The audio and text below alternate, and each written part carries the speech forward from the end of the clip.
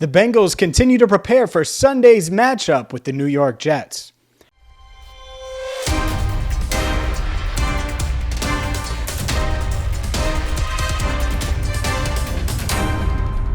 Hi again, everyone. I'm James Rapien of allbengals.com. Welcome in to Cincinnati Bengals Talk, where the Bengals back at practice on Thursday. And overall, I have some good injury news. I have a lot to pass along from the locker room as well. Let's start with the injuries, because La'el Collins missed practice for a second straight day due to a back injury. And I think when he wasn't out there at practice and fans saw the tweets, you just assumed that he wasn't going to play on Sunday. That doesn't seem to be the case. Collins still on track as of now, according to head coach Zac Taylor, to play this Sunday at MetLife Stadium against the Jets. The Bengals are going to get him back at practice on Friday, and Friday's a light day, but it's a good sign. And I got to be honest with you, for all of the fair criticism La'el Collins has taken, I don't think you want to see Akeem Adeniji necessarily start at right tackle or Deontay Smith start at right tackle. So hopefully Collins, the rest helps.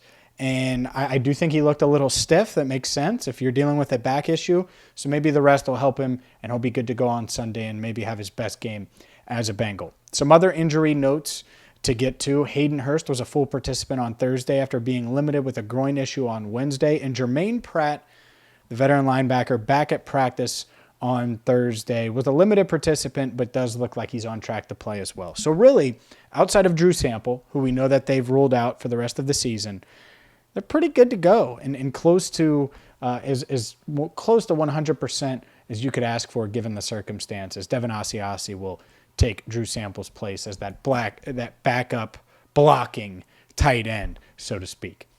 All right, so that injury report brought to you by Rivertown Inquiry. Get to rivertowninquiry.com today. I know Doug just released another T-shirt today, a really awesome one. I shared it on Instagram, Cincy Bengals Talk, so make sure you check it out there. Or just go to rivertowninquiry.com for the latest apparel, cups, memorabilia. It's a whole lot of awesome when you go to rivertowninquiry.com.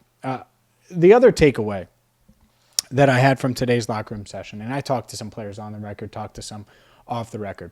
No one's pointing fingers.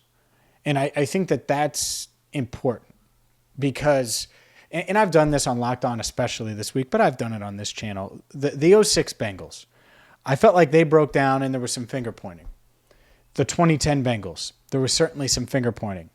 What do those teams have in common? They didn't make the playoffs the year after 05 and 09, winning the division, making playoff pushes. There isn't that type of finger pointing right now. And so I think they can right the ship. They're certainly capable of righting the ship. How do they do it? It starts by going to New Jersey to play the New York Jets, and you get out of there with a win. And this Jets defense, they're pretty tough. I mean, Quinnen Williams is tough. They're tough throughout the middle there.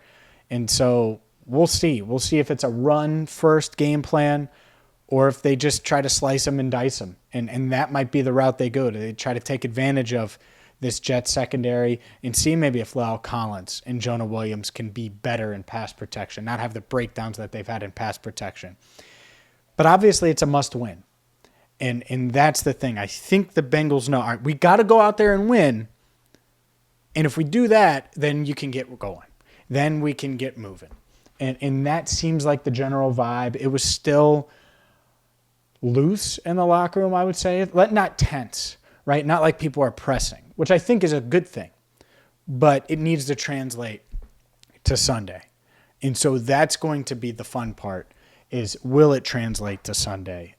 Before we get to Sunday, Elise Jesse of Cincinnati Bengals Talk, but on the OT on Thursday night, she's going to have Ted Karras. She's going to have Jamar Chase. She's going to have an exclusive preview of Sunday's game against the New York Jets because it is a must-win game. So she's going to go to New York and talk to someone that's on the ground floor there covering the Jets. So there's going to be a lot on the show tonight.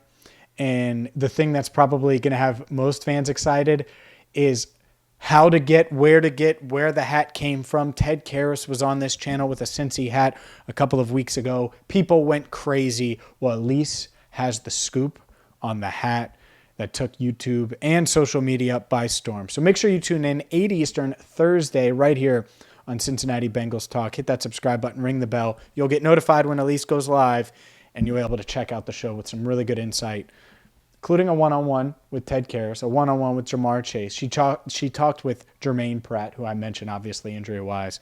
So really, really exciting times here as the OT, as Bengals on the Brain, they continue to build up their following every Tuesday and Thursday at 8 o'clock right here on Cincy Bengals Talk.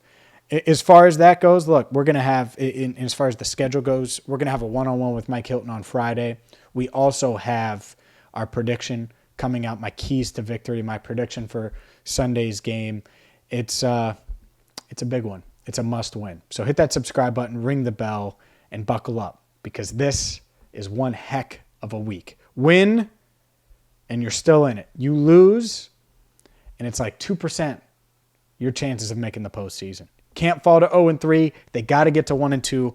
We'll see if they can do that this Sunday. Until then, buckle up, because we have a bunch of content coming your way right here on Cincinnati Bengals Talk. So for our channel coordinator, Andrew Fox Miller, I'm James Rapien, signing off for now on CBT, Cincinnati Bengals Talk.